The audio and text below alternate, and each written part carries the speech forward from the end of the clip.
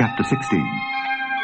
And when David was a little past the top of the hill, behold, Ziba, the servant of Mephibosheth, met him, with a couple of asses saddled, and upon them 200 loaves of bread, and 100 bunches of raisins, and 100 of summer fruits, and a bottle of wine. And the king said unto Ziba, What meanest thou by these? And Ziba said, The asses be for the king's household to ride on, and the bread and summer fruit for the young men to eat, and the wine, that such as be faint in the wilderness may drink.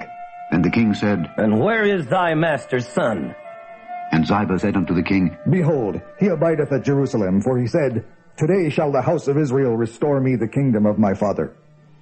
Then said the king to Ziba, Behold, thine are all that pertained unto Mephibosheth. And Ziba said, I humbly beseech thee that I may find grace in thy sight, my lord, O king. And when King David came to Bahurim, behold, thence came out a man of the family of the house of Saul, whose name was Shimei, the son of Gera. He came forth, and cursed still as he came. And he cast stones at David, and at all the servants of King David, and all the people and all the mighty men were on his right hand and on his left. And thus said Shimei when he cursed, Come out, thou bloody man, and thou man of Belial. The Lord hath returned upon thee all the blood of the house of Saul, in whose stead thou hast reigned. And the Lord hath delivered the kingdom into the hand of Absalom thy son. And behold, thou art taken in thy mischief, because thou art a bloody man. Then said Abishai the son of Zeruiah unto the king, Why should this dead dog curse my lord the king? Let me go over, I pray thee, and take off his head.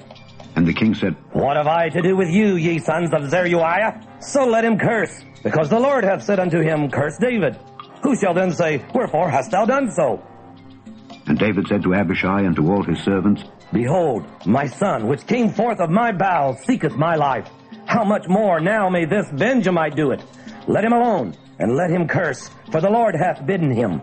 It may be that the Lord will look on mine affliction, and that the Lord will requite me good for his cursing this day.